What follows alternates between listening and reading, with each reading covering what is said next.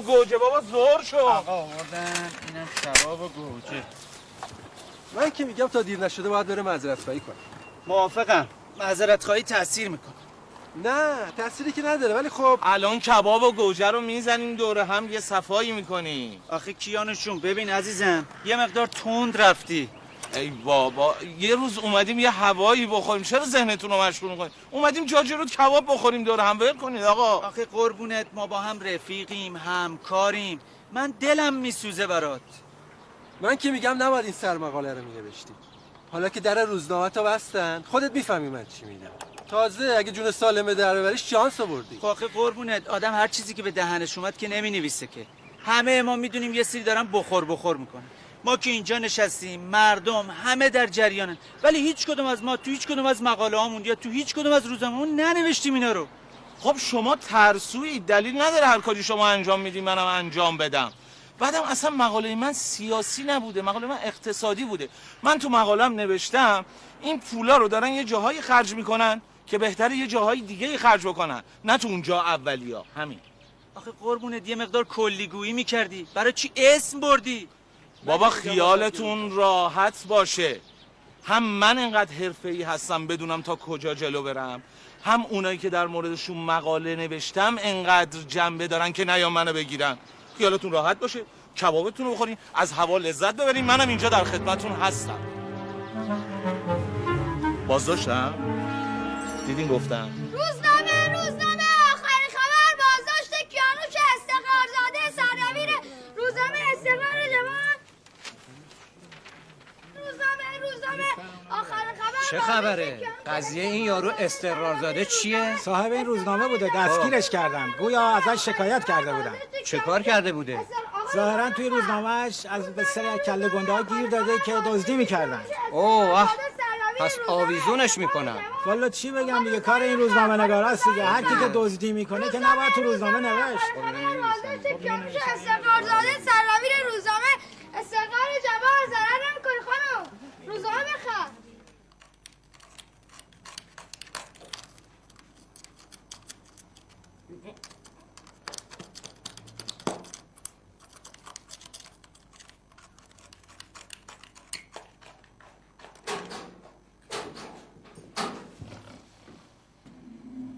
جناب آقای استقرارزاده پاشین لطفاً. جانم. بله چیه؟ بفرمایید. ببخشید مزاحمتون شدم، غذاتون رو براتون آوردم. بذارش اینجا. بله بفرمایید. سرکار ببین، برو به رئیسات بگو استقرارزاده رو توی زندان نمیتونی ساکت کنی.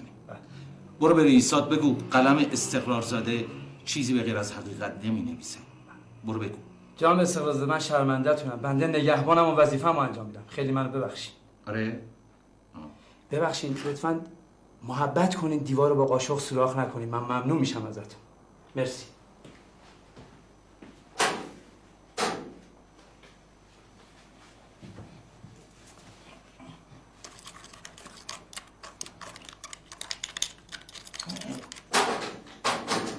آقای استقرارزاده وکیلتون تشریف آوردن. کیانوش جان سلام. کجایی؟ سلام، چطوری؟ خوبی تو؟ بابا تو کجا؟ ناسلامتی وکیل من هستی تو. اصلا جای نگرانی نداره. نگران نباش، همه چی داره درست میشه. جان من چی شده بگو ببینم. اون آقایونی که توی مقالت بهشون گیر داده بودی فوق العاده عصبانی بودن. باشون صحبت کردم، مقداری تونستم نرمشون کنم، ولی یه چیزی مونده. یه مقدار پول میخواد تا سیبیلاشون رو چرب کنیم. چرب کنیم؟ خب چرب کن آقا، چرب کن، من این تو نمونم. خب آخه عزیزم تو که میدونی من وضعم خوب نیست، پول مول تو دستم نیست. میدونم دستت خالیه. کمالفر یه کاری کن، برو پلو خواهر من، سند زمین پدری من دستشه، سند زمین جاجه رود رو هم ازش بگیر. یه مقداری پول نقد هم تو جامیبه‌ای تو یخچال قایم کردم، خواهرم میدونه کجاست. آقا هر کاری لازمه شما انجام بدید. خب تمومه دیگه. تمومه؟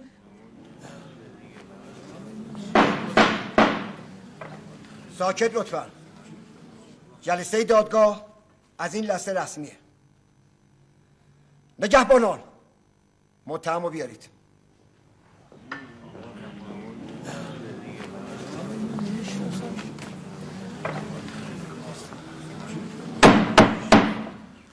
ساکت لطفا. موارد اتهامی آقای کیانوش استقرارزاده رو قرائت کنید لطفا. متهم کیانوش استقرارزاده متولد تهران در این دادگاه به جرم نشر اکاذیب، تهمت و افترا به مسئولان رده بالای مملکت و همچنین تحریک به ایجاد اغتشاش محاکمه شده و باید پاسخگو باشد. موارد اتهامی به شرح زیر می باشد: 1. ایجاد تو که گفتی کار به دادگاه نمیکشه که. درسته؟ به نظر میاد الان تو دادگاهیم. همه چی داره درست پیش میره. چی داره درست پیش میره؟ دارم منو محاکمه میکنم. عرض کردم که درست داره پیش میره. چند نفر آدم مهم رو دیدم گفتن که این دادگاه تشریفاتیه، باید یه جوری جواب مردم رو بدن دیگه. پس مشکلی نیست؟ اصلا مشکلی نیست. تمام سیستم قضایی این مملکت مثل مول تو دستای منه.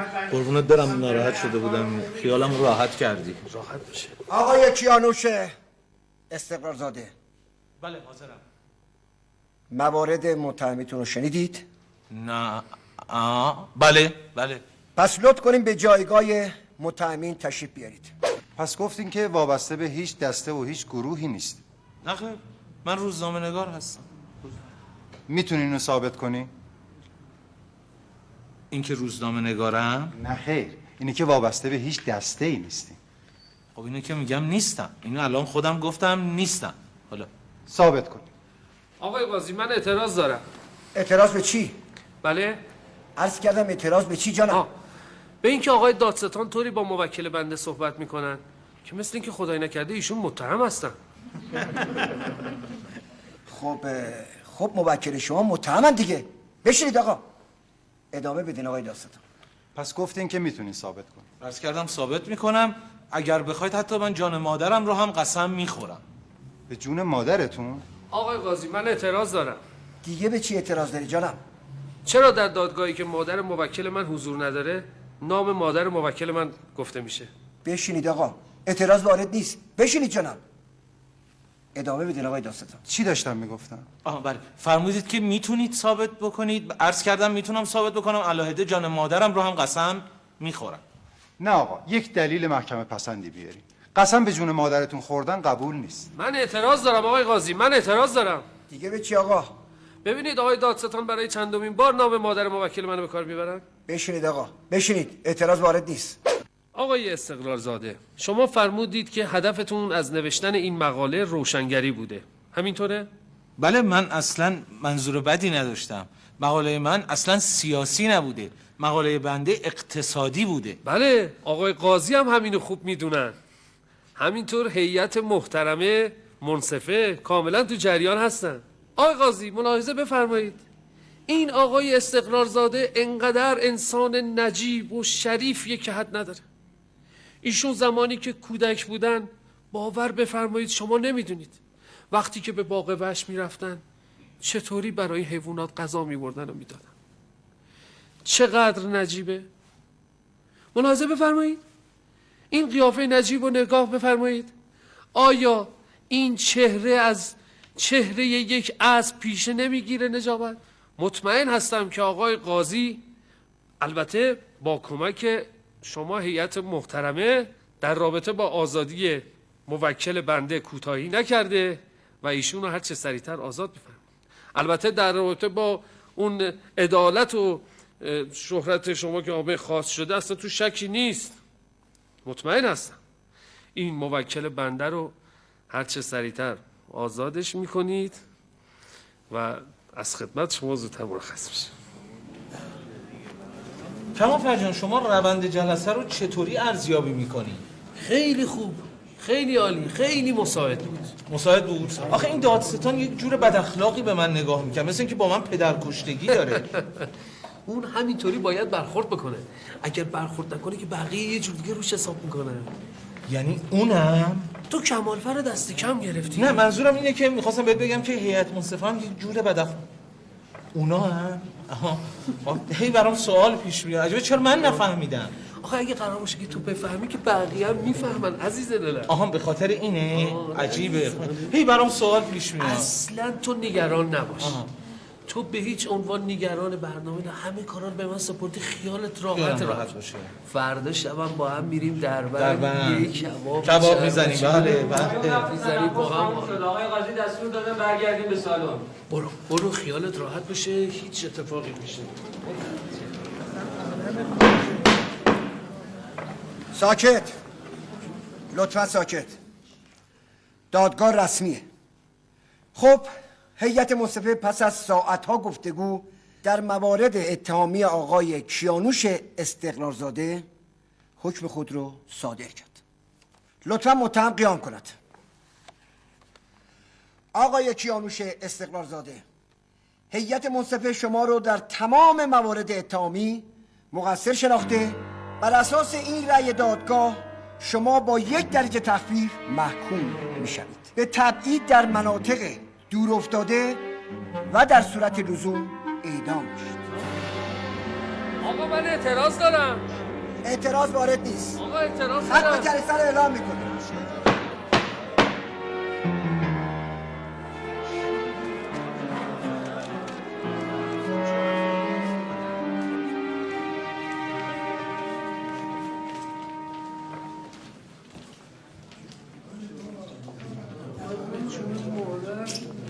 همه چیزا هماهنگ کرده بودم، من اصلا نمیدونم چرا اینجوری شد.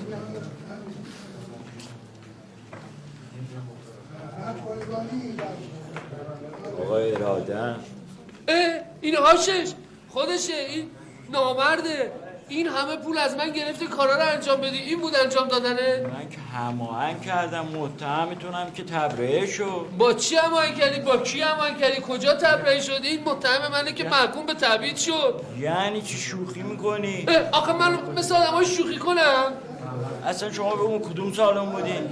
همین سالن شماره 8. من با سالن 7 هماهنگ کردم، با گازیش و با هیئت منصفه‌اش صحبت کردم. برو ببینیم بابا. آخه با 7 چرا آخه؟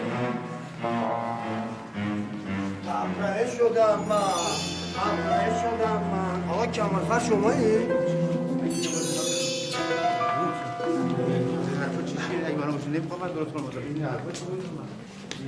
ببین استقرارزاده، این آدمه که رفت ماچ کرد این تبرئه شده. اون پول گرفته بود کار تو رو انجام بده، کار اونو. ببین آخه چی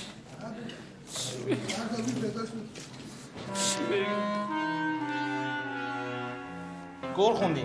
فکر کردی استقرارزاده رو میشه حبس کرد همین راحتی؟ ای فیف که دیگه اینجا نیستم. وقتی نگهبانه میاد استقرارزاده رو ببره برای تبعید، دلم میخواست اینجا بودم و قیافه‌شو میدیدم.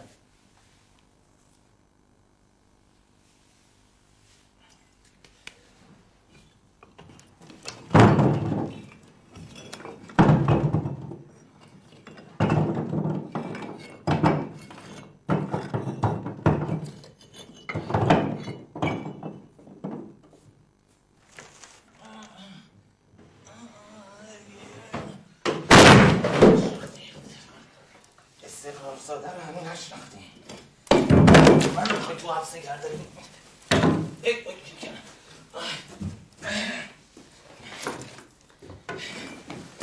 هیچ کی نمیتونه استقرارزاده رو تو حبس نگه داره. حالا بهتون میگم.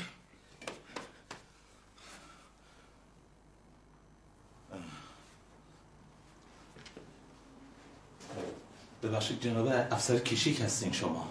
من میخواستم برم دستشویی، نمیدونم اینجا دارم چی کار میکنم. ببخشید شما نمیدونید دستشویی کجاست؟ خستم کردی دیگه. این چه طرز رفتار با یه روزنامه نگار با شخصیته؟ من به خاطر این رفتار شما مطمئن باشید ازتون شکایت میکنم. من بیرون داشتم دنبال دستشویی فقط میگشتم. این جرمه؟ نه جرمه؟ بر منو نگاه میکنه. یک لحظه ساکت میشید یا نه؟ ببینید آقای استقرارزاده، بنده از روز اول با شما درست برخورد کردم. کاری نکنید اون روی سگ من بالا بیاد، برم تا صبح آویزونتون کنم. حالا هم لطف کنید ساکت بشینید سر جاتون تا صبح بشه.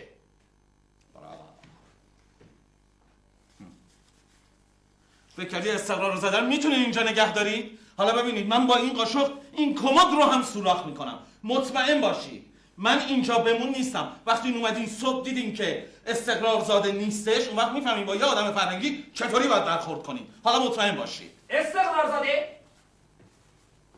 بله. چرا در نمیزنی میای تو؟ قاشق. کدوم قاشق؟ همون قاشقی که قایم کردید. من قاشقی قایم نکردم. تو جیب سمت راستتون. من قاشقی اینجا ندارم. تو